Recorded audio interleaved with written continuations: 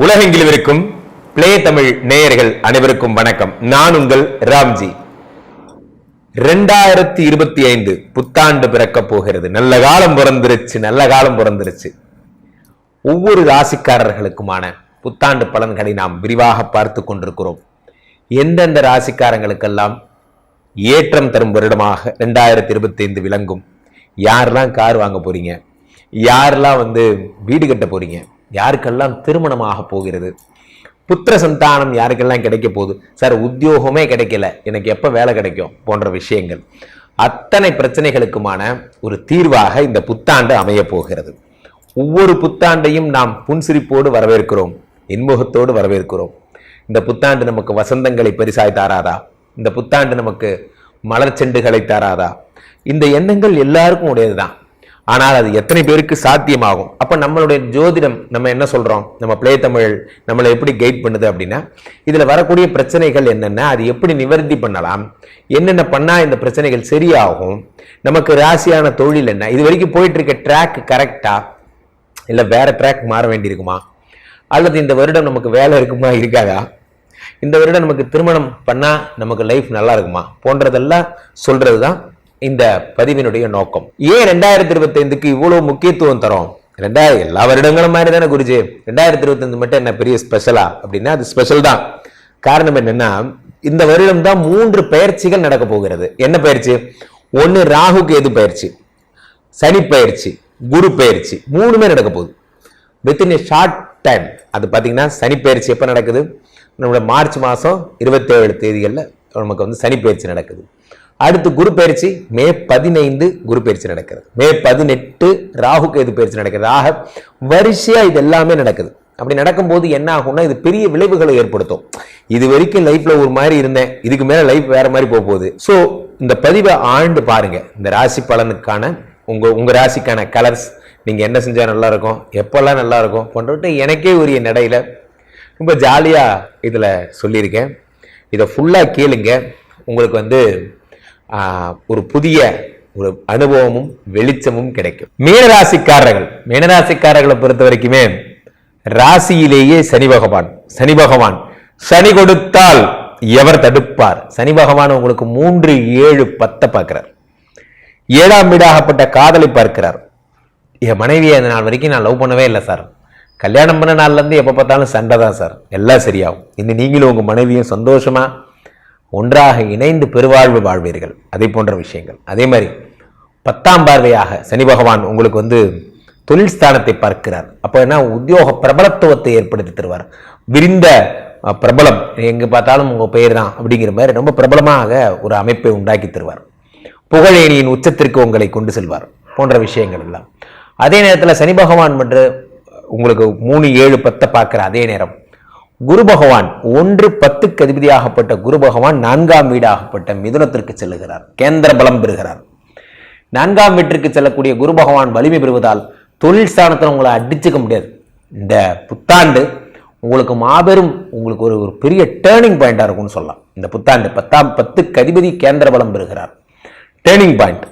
அப்ப என்ன ஆகும் அப்படின்னு பாத்தீங்கன்னா, உங்களுக்கு ஒரு வாழ்க்கை நிலை எப்படி போயிட்டு இருந்த சார், திடீர்னு ஒரு திருப்பு முனையாக அமைந்த விஷயங்களாக நடந்து விட்டது.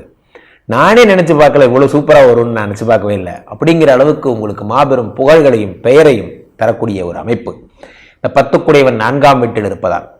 அதே நேரத்தில் இந்த 4ஆம் வீட்டில் இருக்கக்கூடிய குரு பகவான் 4, 5, 6, 7, 8ஆம் இடத்தை பார்க்கிறார். அசையா சொத்துக்களை பார்க்கிறார். 9, 10ஆம் வீட்டை பார்க்கிறார். அப்ப என்ன ஆகும்னு பாத்தீங்கன்னா, உங்களுக்கு தொழில் ஸ்தானத்துல பிரிந்த வட்டம். நான் சாதாரணமா இந்த இடத்துல ஒர்க் பண்ணேன் சார், இப்ப இந்த இடத்துல ஒர்க் பண்றேன் சார், ஒரு அது next level promotion, next level character index, next level உங்களுக்கு உங்களுடைய மரியாதை, அது சொசைட்டியாக இருக்கலாம், அல்லது வேலையாக இருக்கலாம், அல்லது பணமாக இருக்கலாம். நான் ஒரு அபார்ட்மெண்ட்ஸ் வாங்க போனேன் சார், எனக்கு பிடிச்சிருந்தது, நெக்ஸ்ட் லெவல். நான் இண்டிவிஜுவல் ஹவுஸே வாங்கிட்டேன். நான் இது பண்ண போனேன் சார், இது எனக்கு பிடிச்சிருந்து, இதுவும் பண்ணிட்டேன் சார், நெக்ஸ்ட் லெவல். நான் இப்போ பார்த்தீங்கன்னா எனக்கு இந்த ப்ரமோஷன் தான் சார் நியாயமாக கொடுத்துருக்கணும். என்னோட திறமையை பாராட்டி வந்த எம்டி சார் விசிட் வந்திருந்தாங்க, அவங்க என்னை தட்டி கொடுத்து இந்த பதவியை கொடுத்துட்டாங்க. அந்த மாதிரி. ஸோ உங்கள் திறமையால் மற்றவர்களால் அங்கீகரிக்கப்படுவீர்கள். உங்கள் திறமைக்கான ஊதியமும் மதிப்பும் இந்த வருடம் உங்களுக்கு கிடைக்கும். 2025 யாருக்கெல்லாம் பணம் தருதோ இல்லையோ உங்களுக்கு பணத்தை தரும். காரணம் 10க்குடையவன், நல்லா புரிஞ்சுக்கணும், ஒரு ஒரு வீட்டில் ஒரு மனைவி இருக்காங்க. அவங்களுக்கு வந்து என்ன நேரம்னு பார்த்தீங்கன்னா, ஒரு கணவர் இருக்கார், அவருக்கு வந்து கெட்ட நேரம், அவருக்கு கெட்ட நேரம். அவங்க வீட்டில் இருக்க அவங்க மனைவிக்கு பார்க்குறீங்க, அவங்க மனைவிக்கு எப்படி இருக்குது, நேரம் ரொம்ப நல்லா இருக்குது, குபேர லட்சுமியாக, ஐஸ்வர்ய லட்சுமியாக, தங்க பல்லக்கில் வச்சு தூக்கக்கூடிய அமைப்பா உடையவளாக இருப்பார்கள்னு ஜாதக சாஸ்திரத்தில் இருக்குன்னு வச்சுக்கோங்க, ஜோதிட சாஸ்திரத்தில். அப்போ இப்படிப்பட்ட யோகங்கள் அவள் பெறணும்னா அவளுக்கு நிறைய பணம் வரணும். அப்பதான் இவ்வளவு பெரிய யோகங்களை அவள் அனுபவிக்க முடியும் இல்லையா? இவ்வளவு பெரிய யோகங்களை அவள் அனுபவிக்கணும்னா அவள் புருஷனுக்கு வேலை வேணும். அவன் வேலைக்கு போய் சம்பாதிச்சாதான் அந்த வருமானத்துல இவன் நல்லா இருக்க முடியும் இல்லையா? இதனால இவர் நல்லா இருப்பார். இதுதான் கால்குலேஷன். அப்போ இந்த தொழிலை தூண்டுனா, தொழிலுக்கு பிளஸ் பண்ணிட்டா, பிளே தமிழ் சப்ஸ்கிரைபர்கள் 1 மில்லியன் இருக்கீங்க, ஒரு 10 மில்லியன் ஆயிட்டீங்கன்னா உலகம் ஃபுல்லா ஜெயிச்சிட்டோம், அவ்வளவுதான். எதுக்கு சொல்லணும்னா பார்க்குறவங்களாம் சப்ஸ்கிரைப் பண்ணுங்கிறதுக்காக சொல்கிறேன். ஸோ அப்போ எந்த ஒரு பிஸ்னஸ் டெவலப் பண்ணுங்க. உங்கள்கிட்ட யாரும் இனாம் வேண்டாம், இரவல் வேண்டாம், எதுவும் வேண்டாம். நான் ஒரு தொழில் பண்ணுறேன் சார், எனக்கு ஒரு ஆர்டர் கொடுங்க. நான் ஒரு பால்கோவா கம்பெனி வச்சுருக்கேன், என் பால்கோவா 1 லட்சம் பால்கோவா மாசானா ஆர்டர் கொடுங்க, நானே சம்பாதிச்சுட்டு போகிறேன், எனக்கு யாரும் வந்து இனாம் தர வேண்டாம், இரவல் தர வேண்டாம். அப்படி ஒரு ராசி மீனராசிக்காரர்களுக்கு 10 குடையவனை நல்லாக்கிட்டாங்க. நீங்கள் என்ன தொழில் செய்கிறவங்கள வேணா இருங்க. நான் ஒரு சாதாரண அடிப்படை தொழில் தான் சார் செய்கிறேன், மீன் பிடிச்சிட்டு வருவேன், விற்பேன், சாதாரண ரீட்டைல், இவங்கெல்லாம் வந்து வாங்கிட்டு வருவேன், மாங்காய் பீஸ்லாம் தருவாங்க, அதை எடுத்துகிட்டு போய் ஒரு வித்துட்டு வருவேன், கடலை வித்துட்டு சின்ன தொழில், ஒன்றுமே இல்லை, சின்ன குடிசை தொழில், ஊதுபத்தி போடுறேன், மெழுகுவர்த்தி போடுறேன், ஏதோ ஒன்று பண்ணுங்க. அந்த தொழிலை விருத்தி பண்ணுவார். மெழுகுவர்த்திக்கு ஒரு ஆர்டர் கிடைக்கும். உங்கள்கிட்ட இருந்து ஆர்டர் 1000 மெழுகுவர்த்தி வாங்குறதுக்கு ஆர்டர் வரும், வாரம் 1000 மெழுகுவர்த்தி. பிஸி ஆயிடுவீங்க. நீங்க பிஸி ஆயிட்டீங்கனாலே வாழ்க்கையில் முன்னுக்கு வர போறீங்கன்னு அர்த்தம்.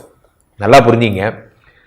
நான் இப்போ தம்பி பிளே தமிழ் டைரக்டர்கிட்ட கூட சொன்னேன், வாழ்க்கையில் பிஸியாக இருக்கிறது ரொம்ப டஃப்பாக இருக்குது, எப்போ பார்த்தாலும் பிஸியாக இருக்கேன்னு. அப்போ அவர் சொன்னார், டைரக்டர் என்ன சொன்னார், பிஸியாக இருக்கிறது பெருமை சார், பிஸியாக இருக்கிறது உண்மையிலே பெருமை. ஏன் அப்படின்னா வெட்டி போய் கண்டிப்பாக பிஸியாக இருக்க போகிறது இல்லை, வேலை செய்கிறவன் தான் பிஸியாக இருப்பான், பிஸியாகவே இருக்கு. அப்போ மீனராசிக்காரர்கள் இந்த வருடம் ஃபுல்லாக பிஸி, திரும்பி பார்க்க நேரம் இருக்காது, அவ்வளோ பிஸி. பட்ட கஷ்டங்கள், 7.5 சனி சார் பட்டுட்டு போகுது சார், 7.5 சனி தானே சார், வரட்டும் சார், சேலஞ்சஸை ஃபேஸ் பண்ணலாம். ஜென்ம சனி வரட்டும் சார். எந்த ஒரு சனியோ குருவோ வேலை செய்யணும்னா ஒன்றும் டிஸ்டர்ப் பண்ண மாட்டார். நல்லா புரிஞ்சுங்க. சனிக்கு யாரை ரொம்ப பிடிக்கும்னா, எந்நேரமும் வேலை செய்கிறாங்க பாருங்க, அவங்கள சனி பகவான் ஒன்றுமே செய்ய மாட்டார். சனியோட அட்டாக் ஃபுல்லாகவே வெட்டி போய் மேலே தான். ஸோ அப்போ இந்த 10 குடைய, ஏன்னா சனி வர்றதே எதுக்காக, வேலையின் பெருமையை உணர்த்துவதற்காக, உழைப்பின் பெருமையை உணர்த்துவதற்காக, பணத்தின் அருமையை உணர்த்துவதற்காக. இதெல்லாம் உங்களுக்கே புரிஞ்சு போச்சுன்னா சனி உங்களை ஒண்ணுமே பண்ண மாட்டார். அதனால ஜென்ம சனி பற்றி பயப்படவே தேவையில்லை. ஆனால் நீங்க பயப்பட வேண்டிய ஒரு விஷயம் இருக்கிறது, 12இல் இருக்கக்கூடிய ராகு. இந்த ராகு என்ன செய்வார்னா, போலீஸு பிரச்சனை, தேவையில்லாத நண்பர்கள் சகவாசம், அவதூறு, பிரச்சாரம் போன்றவற்றை உருவாக்குவார். அப்ப எதுவுமே தேவையில்லை, நான் யாருக்கூடையும் பேச மாட்டேன், நான் பாட்டுக்கு என் பொழப்ப பார்க்குறேன் அப்படின்னு இருந்தீங்கன்னா நல்லா இருப்பீங்க. இந்த வருடம் நீங்க உங்க வேலை, உங்க ஃபேமிலி, நீங்க உங்க ஃபேமிலி வேலை, இப்படி இருங்க, ஹாப்பியா இருப்பீங்க. மீனராசிக்காரர்கள் மகத்தான சரித்திரத்தை படைக்க போகிறீர்கள். ஆக இந்த 12 ராசிகளுக்கும் உடைய சிறப்பான பலன்களை எல்லாம் நம்ம பார்த்தோம். ஒவ்வொரு ராசிக்காரர்களும் என்னென்ன பண்ணணும், என்னென்ன செய்யணும் போன்றவற்றை.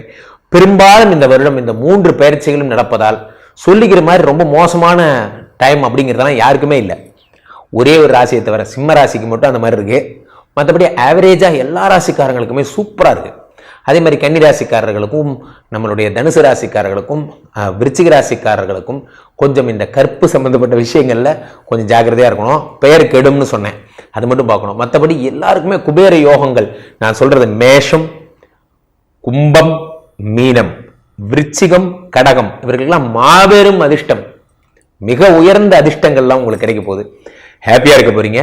கீழே போயிட்டு இருக்க நம்பருக்கு என்னை கூப்பிடுங்க. தொடர்ந்து இந்த நிகழ்ச்சியில் இதை பார்த்து எங்கிட்ட ஜாதகம் பார்க்கணும்னு நினைக்கிறவங்க இந்த நம்பருக்கு ஃபோன் பண்ணி என்னோட சொந்த ஜாதகம் பார்த்துக் கொள்ளலாம். மீண்டும் ஒரு நல்ல பதிவில் சந்திப்போம். நன்றி, வணக்கம்.